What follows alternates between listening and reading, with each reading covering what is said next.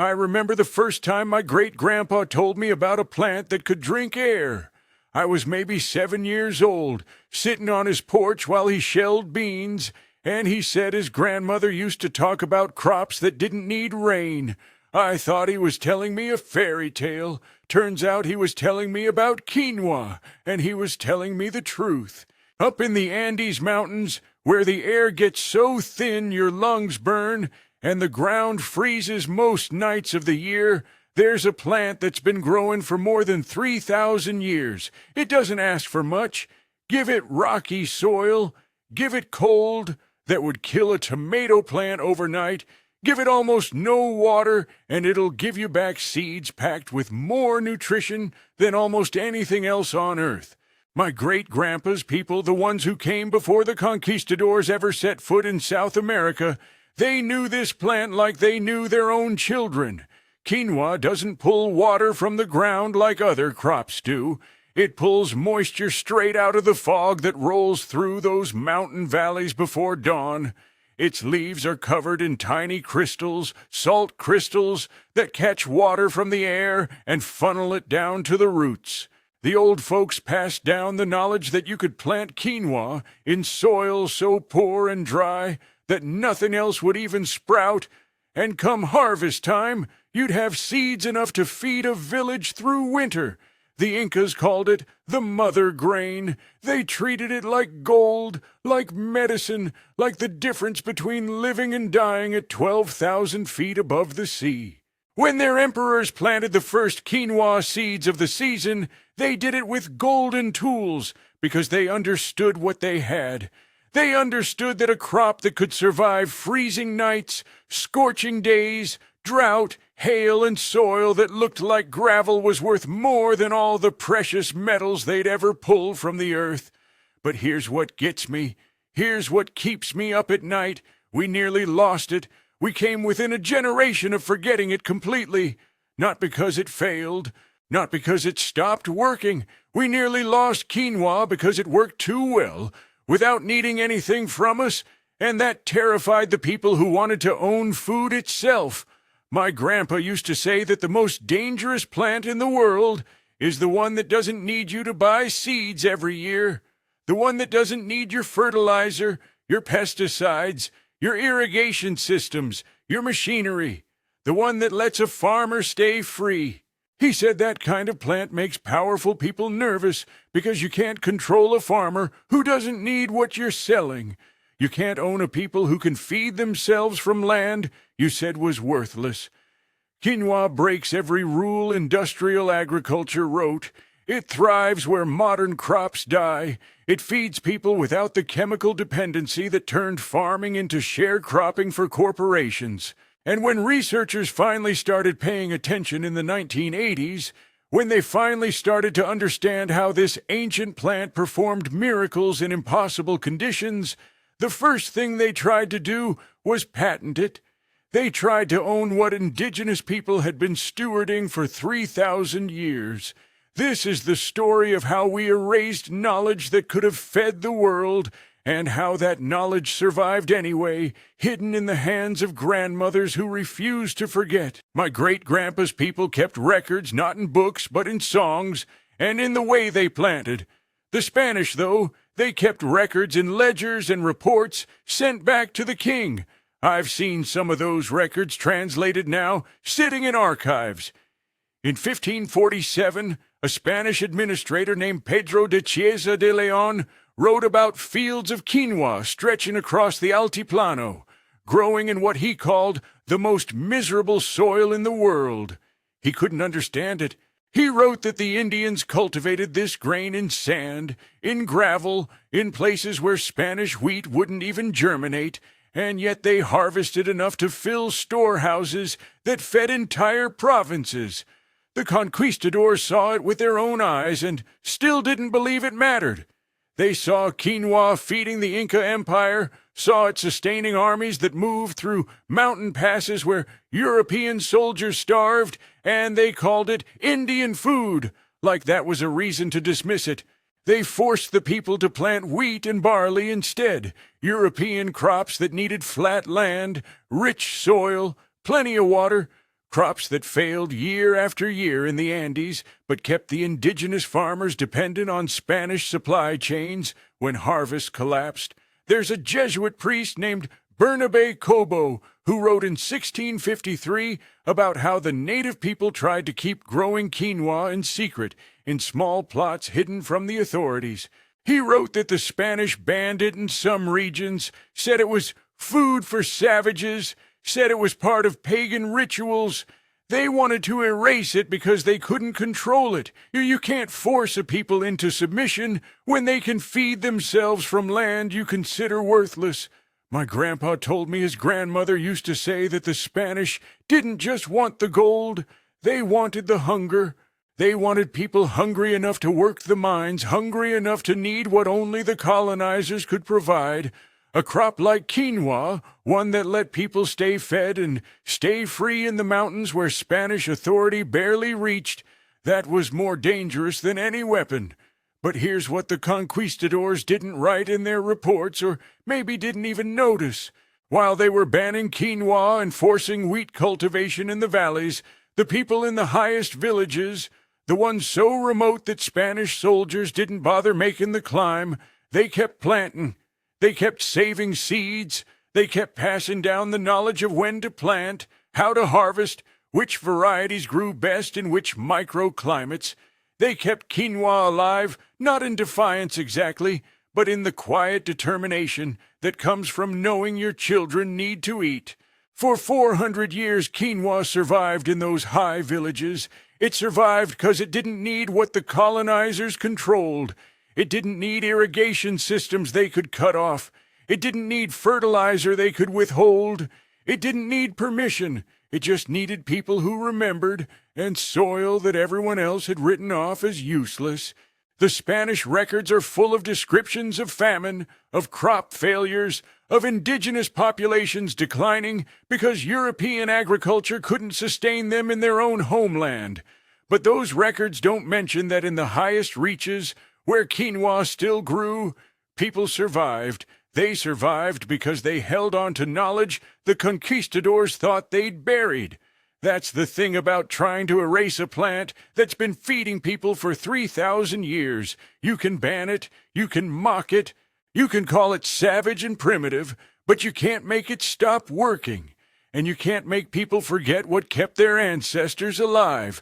In 1984, a team of scientists from Monsanto and Colorado State University went to Bolivia. They weren't there to learn from the farmers. They were there to take what those farmers had spent 3,000 years developing and turn it into property. I saw this happen. I watched the reports come out. I read the patent applications. They found what they called novel genetic traits in quinoa, traits that let the plant filter salt from its roots, survive drought, and thrive in soil that would poison conventional crops. They tried to patent it.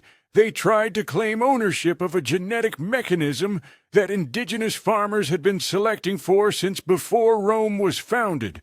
Patent application after patent application trying to lock down the rights to salt tolerance, to drought resistance, to the very characteristics that made quinoa quinoa. They called it innovation. They called it biotechnology. What it actually was theft dressed up in scientific language. Here's what those scientists discovered. Quinoa's roots have specialized cells that actively pump sodium out before it reaches the rest of the plant. Most crops die when salt concentrations in soil reach 150 millimoles per liter.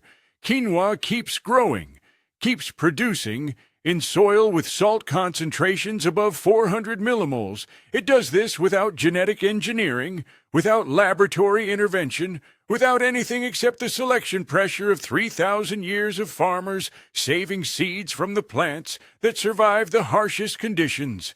The researchers measured water use. They found that quinoa needs roughly 1/3 the water of wheat to produce the same caloric yield. In some high-altitude varieties, the plant can complete its entire growing cycle on less than 200 millimeters of rainfall. That's 8 inches of rain for an entire season. Most modern crops would be dead in a month. They analyzed the protein structure. Quinoa seeds contain between 14 and 18% protein by weight, compared to 12% in wheat and 9% in rice. But here's the part that made the researchers scramble for patents. Quinoa protein contains all 9 essential amino acids in ratios that almost perfectly match human nutritional requirements. It's not just protein, it's complete protein, the kind you usually only get from animal sources. My grandpa used to say that when scientists finally pay attention to what indigenous people have been doing for thousands of years, the first thing they do is try to own it. He was right. The patent applications claimed that these traits were discoveries, that isolating and identifying the genetic mechanisms meant Monsanto could control who grew these varieties and under what conditions. The Bolivian government fought back, so did Peru. Indigenous organizations across South America raised hell, said you can't patent our heritage. You can't own what our grandmothers' grandmothers developed through generations of careful seed selection. The legal battles went on for years. Some patents were rejected, some were granted and then challenged. Some are still being fought over in international courts. But here's what those patent applications revealed. Even as they tried to steal the knowledge, they revealed that quinoa's drought tolerance isn't one gene. It's a complex system of traits that work together, traits that were selected for over millennia by farmers who understood their land better than any laboratory ever could. You can't patent that. You can try, but you can't own the accumulated wisdom of 3,000 years.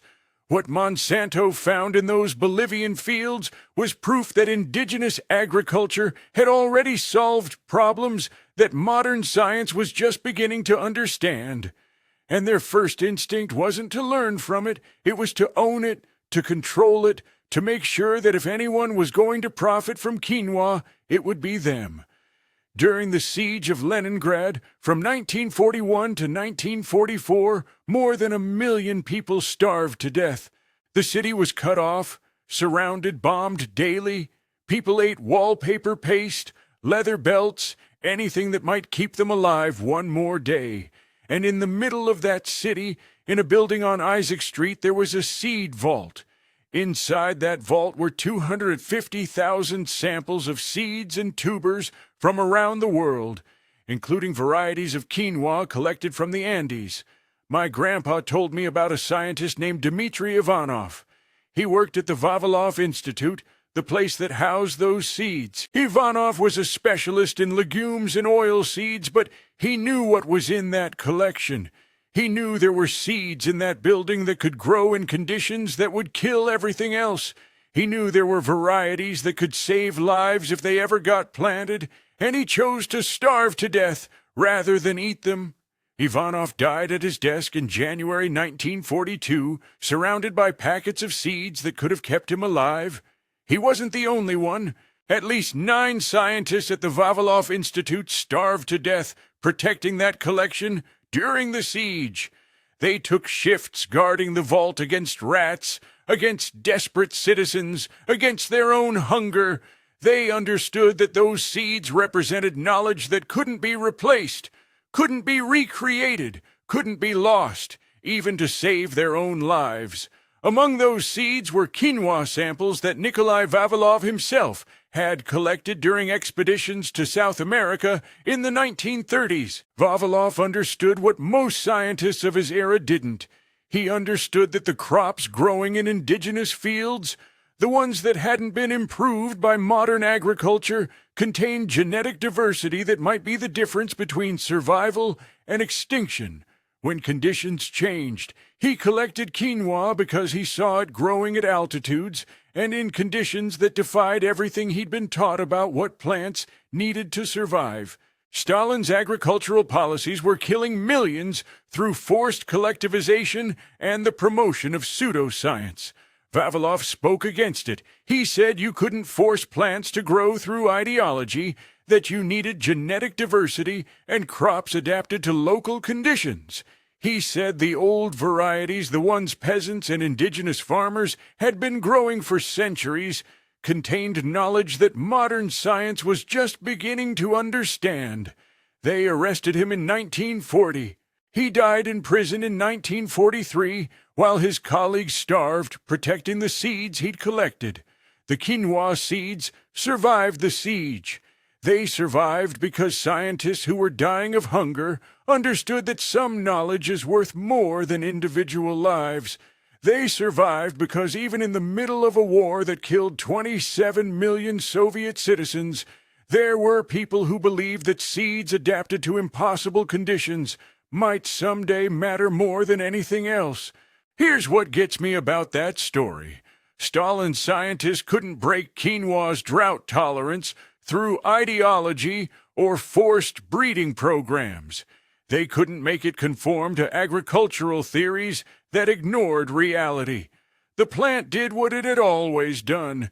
It survived conditions that killed everything around it, and it did it without asking permission, without needing intervention, without bending to anyone's 5-year plan. Those seeds sat in that vault for decades. Some of them eventually made it back to South America. Some went to research stations around the world. Some are still there, in what's now called the Vavilov Institute, still protected, still waiting for the day when someone remembers that the crops that survive the worst conditions aren't the ones we engineer in laboratories, but the ones that were already there, already adapted, already proven through generations of selection by people who couldn't afford failure. I need you to understand what quinoa actually delivers, because the numbers tell a story that makes it clear why this plant had to be buried. A single cup of cooked quinoa, 185 grams, contains 8 grams of complete protein. That's more protein per calorie than most grains deliver, but here's the part that matters. That protein contains all 9 essential amino acids in ratios that human bodies can actually use. Lysine, methionine, threonine, the amino acids that are usually missing from plant-based diets, they're all there. My grandpa used to say that the closer a food gets to being a complete meal by itself, the less money there is to be made selling you everything else. Quinoa gets real close to complete. That same cup delivers 5 grams of fiber, 15% of your daily iron, 30% of your magnesium, and more calcium than a glass of milk. It's got manganese, phosphorus, folate, and compounds called saponins that give it a bitter coating but also act as natural pest deterrents. The plant doesn't need pesticides because it makes its own. In 1996, researchers at the University of Chile measured the protein quality of quinoa against the World Health Organization standards for human nutrition. They found that quinoa scored 82 out of 100 on protein digestibility. That's higher than wheat at 64, higher than corn at 60, and almost as high as milk at 95. For a plant that grows in gravel with almost no water, that's not just impressive, that's revolutionary. But here's the data that big agriculture buried. A study done in Peru in 2003 compared the input costs and yields of quinoa versus wheat in the same highland regions. Quinoa required 0 synthetic fertilizer, 0 pesticides, and 1/3 the irrigation. It yielded 1/200 kilograms per hectare in soil, where wheat barely managed 800, and that wheat needed fertilizer that cost more than the harvest was worth. Quinoa farmers spent almost nothing on inputs and got better yields with higher nutritional value. You see the problem? If farmers don't need to buy fertilizer, Monsanto and Yara and CF Industries lose money. If they don't need pesticides, Bayer and Syngenta lose money. If they don't need patented seeds they have to purchase every year, the entire industrial agriculture model collapses. A crop that succeeds without dependency isn't just unprofitable for agrochemical companies. It's an existential threat. The protein comparison gets even worse for the industrial food system. Producing 1 kilogram of beef protein requires 15,000 liters of water. Producing 1 kilogram of quinoa protein requires 500 liters. That's a 10-to-1 difference. Beef protein needs 20 kilograms of feed grain. Quinoa needs nothing but sun and soil. Beef requires antibiotics, growth hormones, massive infrastructure. Quinoa requires a farmer with seeds and knowledge. In 2011, researchers in Denmark fed quinoa to patients with celiac disease, people who can't tolerate gluten. They found that quinoa not only provided complete nutrition, but actually improved gut health markers compared to standard gluten-free products made from rice and corn. Here was a crop that could replace wheat for millions of people, provide better nutrition, and grow in places where wheat fails completely. My grandpa used to pull out his calculator and run the numbers. He'd say, if quinoa can deliver this much nutrition with this little input, why isn't it everywhere? Why isn't it in every school lunch, every food aid package, every government nutrition program? And then he'd answer his own question. Because nobody makes money on a crop that doesn't need anything. Because the profit isn't in feeding people. The profit is in making them dependent on what you're selling. Between 1960 and 1990, something happened across the Andes that my grandpa called the Great Forgetting. It wasn't an accident, it was policy, deliberate and systematic. The Green Revolution came to South America with promises of progress, of higher yields, of modern agriculture that would lift farmers out of poverty. What it actually brought was dependency dressed up as development. I saw the documents. I read the loan agreements. The World Bank and the International Monetary Fund made loans to Peru, Bolivia, and Ecuador conditional on agricultural modernization. That meant replacing traditional crops with high-yield varieties of wheat, corn, and rice. It meant government subsidies for farmers who planted what the development agencies wanted, and penalties for farmers who didn't. If you wanted access to credit, to irrigation projects, to agricultural extension services, you had to abandon quinoa and plant approved crops. In Peru, the government started importing wheat from the United States under the Food for Peace program in 1954. Cheap American wheat flooded the markets, undercut local grain prices, and made it economically impossible for highland farmers to compete growing traditional crops. By 1970, quinoa cultivation had dropped by 40% from pre-war levels. By 1985, it was down another 30%. Entire villages that had been growing quinoa for centuries switched to wheat and potatoes because that's what the subsidies supported. My grandpa knew farmers in Bolivia who were told their land was being evaluated for irrigation development. Engineers came through, surveyed the fields, and said the irrigation water would only be available for wheat and corn. If you wanted to keep growing quinoa, you were on your own. No water access, no technical support, no market infrastructure. They were making it illegal in everything but name. The agricultural extension agents, the ones who were supposed to help farmers improve their yields, they only had advice for modern crops. They'd come to villages and teach soil preparation for wheat, pest management for potatoes, fertilizer application for corn. If you asked about quinoa, they'd tell you it was a subsistence crop, a poverty crop, something your grandfather grew 'cause he didn't know any better. They said if you wanted to be a real farmer, a modern farmer, you needed to leave that old stuff behind. In Bolivia, the government actually banned quinoa from school lunch programs in 1979. They said it was because quinoa was associated with poverty and backwardness.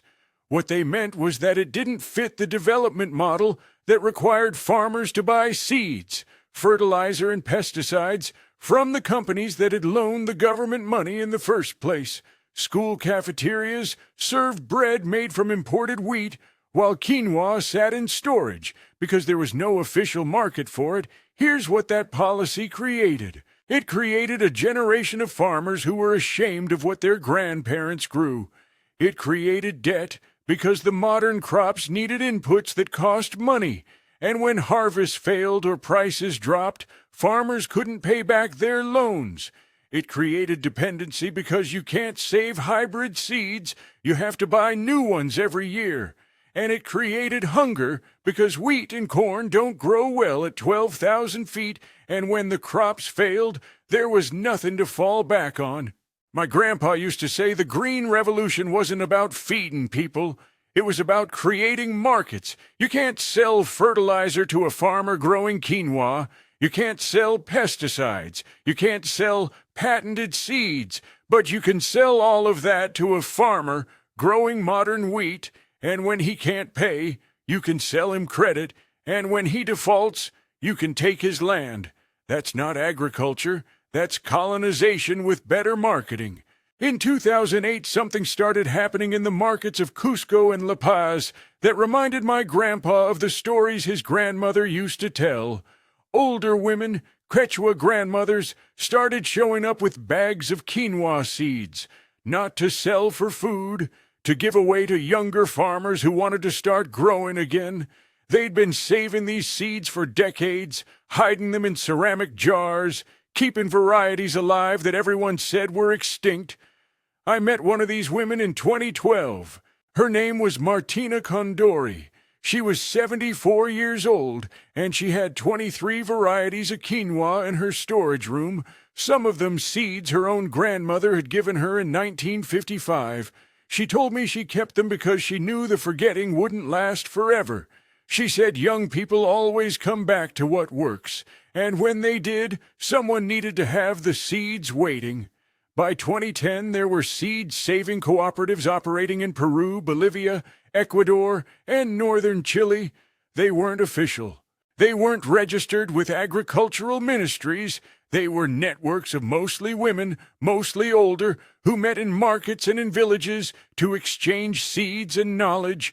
They taught the younger generation which varieties grew best in which microclimates, how to select seeds for the next planting, how to store them so they'd stay viable for years. These cooperatives now supply over 1 in 200 small farms across 6 countries.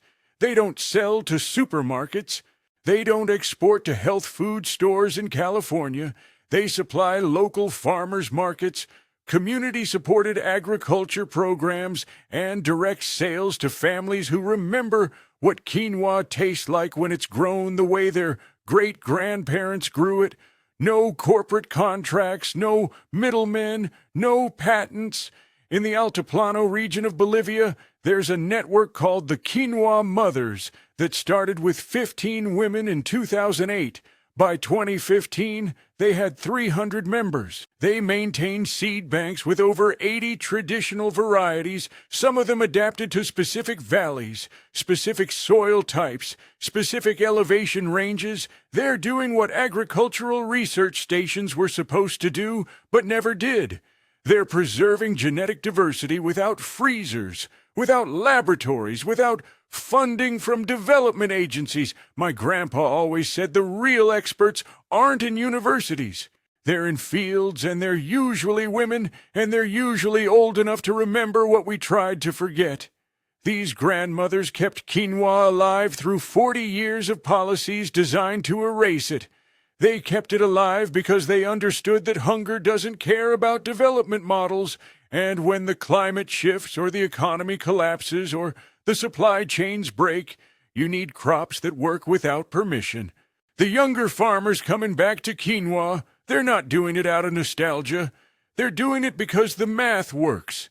They're spending less on inputs, getting better prices at farmers' markets, and building customer bases that value food grown without chemicals. They're discovering that the old ways aren't backward. They're sophisticated systems that modern agriculture still doesn't fully understand. There are permaculture farms in Peru now that use quinoa as a nurse crop for reforestation projects. The quinoa stabilizes soil, adds organic matter, and provides income while tree saplings establish. There are farms in Ecuador integrating quinoa with traditional potato varieties in rotation systems that build soil health instead of depleting it. There are farmers in northern Argentina growing quinoa on land that was considered too marginal for modern agriculture, proving that marginal land is only marginal if you're trying to grow the wrong crops. These farmers aren't waiting for permission from agricultural ministries or certification from organic agencies. They're growing food that works, saving their own seeds, and building local economies that don't depend on corporations that tried to patent their heritage. Here's why quinoa terrifies the people who own industrial agriculture. It's not because it's exotic or difficult or complicated. It's because it's the opposite. It's because quinoa reveals that the entire system of dependency that modern farming is built on isn't necessary. Every profit center that agrochemical companies created over the last 70 years, quinoa makes obsolete. You don't need synthetic nitrogen fertilizer for quinoa. The plant evolved in nutrient-poor soils and developed root systems that extract what they need from ground that looks like it couldn't grow anything. Chemical companies like Yara and CF Industries make billions selling nitrogen fertilizer.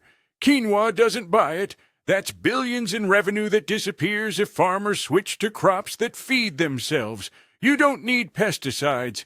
Quinoa produces saponins, bitter compounds in its seed coating that make it naturally pest-resistant. Birds won't eat it until it's processed. Insects mostly leave it alone. Fungal diseases that devastate wheat and corn barely touch quinoa because it evolved in high-altitude conditions where those pathogens don't thrive. Bayer and Syngenta built empires selling pesticides. Quinoa doesn't need their products. You don't need patented seeds. Quinoa is open-pollinated. Farmers can save seeds from their harvest and plant them next year with no loss in vigor or yield. In fact, saving seeds and selecting for local adaptation is how you get better quinoa, not worse. The entire model of seed patents, of genetic use restriction technologies, of making farmers buy new seeds every season, that whole system collapses when the crop doesn't cooperate with planned obsolescence.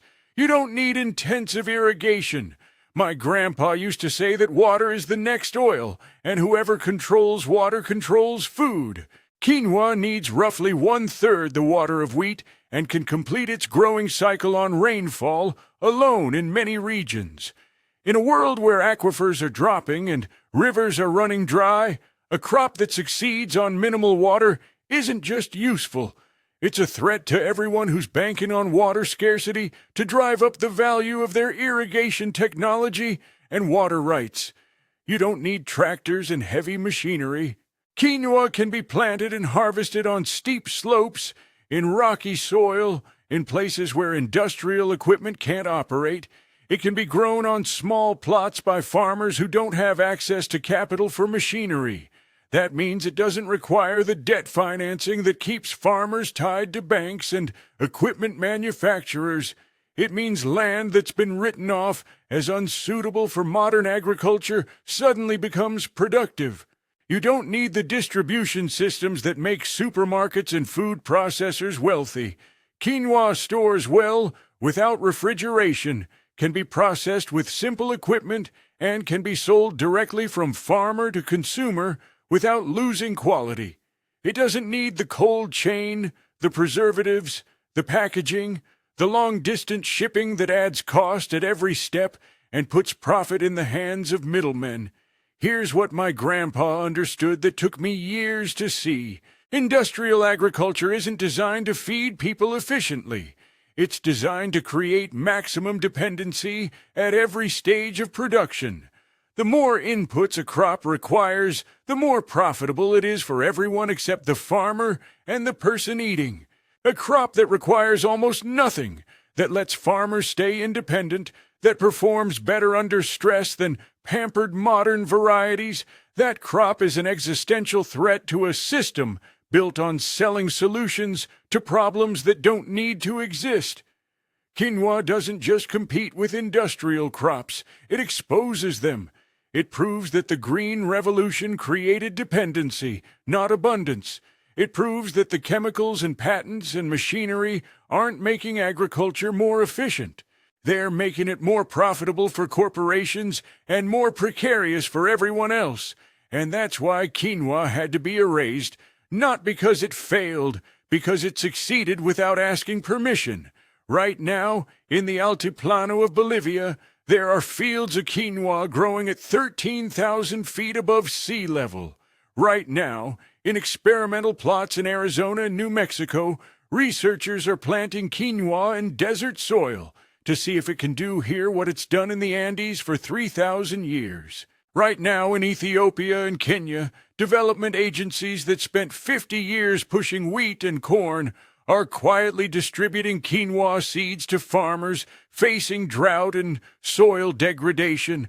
The knowledge that we tried to bury is coming back, not because anyone gave it permission, but because it works. My grandpa died in 2019. Before he passed, he told me that the future of food isn't going to be invented in a laboratory. It's going to be remembered from the land. He said the crops that will save us when the climate shifts and the water runs out and the supply chains break, those crops are already here. They've been here the whole time, kept alive by people who refused to forget, even when forgetting was profitable. Quinoa is spreading. There are commercial quinoa farms now in Washington State, in Colorado, in Canada. There are backyard gardeners in Michigan and Vermont growing it in raised beds. There are permaculture designers using it to rehabilitate degraded soil. There are chefs in Copenhagen and Tokyo putting it on menus, not because it's trendy, but because it's good. The plant that we erased from policy and buried under subsidies for modern crops, it's coming back because reality doesn't care about agricultural policy. The Quechua grandmothers who kept the seeds, they're dying now. But before they go, they're teaching. They're passing down the knowledge of how to read the weather, how to select seeds, how to work with land that everyone else has written off. They're teaching that agriculture isn't about domination. It's about partnership with plants that have been adapting to their environments longer than we've been keeping written records. There are seed libraries now in the United States and Europe that include quinoa in their collections. There are universities studying its salt tolerance for coastal agriculture as sea levels rise. There are aid organizations stockpiling quinoa seeds for disaster relief because it can grow in conditions where emergency food crops usually fail. The knowledge is spreading, moving through networks that don't ask permission from agricultural ministries or wait for approval from corporations. My great-grandpa's people knew a plant that could drink air and turn rocks into food. They knew it for 3,000 years before anyone tried to patent it, before anyone tried to erase it, before anyone decided it didn't fit the model of modern agriculture. That knowledge survived conquistadors and colonization. It survived Stalin scientists and the Green Revolution. It survived patent applications and development policies designed to replace it with dependency. It survived because some forms of knowledge are too valuable to die. It survived because there were people who understood that when you erase the crops that work without chains, you're not advancing agriculture. You're creating fragility. You're building a food system that collapses the moment any link in the chain breaks. The knowledge waits in soil. It waits in ceramic jars in the homes of grandmothers. It waits in seed banks and in the hands of farmers who are tired of buying inputs that cost more than their harvests are worth. It waits for the moment when we remember that the crops that sustained civilizations for thousands of years might know something that we forgot in our hurry to monetize everything that grows. If this story matters to you, if you want to see more forgotten heritage brought back into the light, subscribe. There are more plants like this, more knowledge buried under policies that served profits instead of people. The old folks are still here, the seeds are still viable, and the land remembers even when we don't.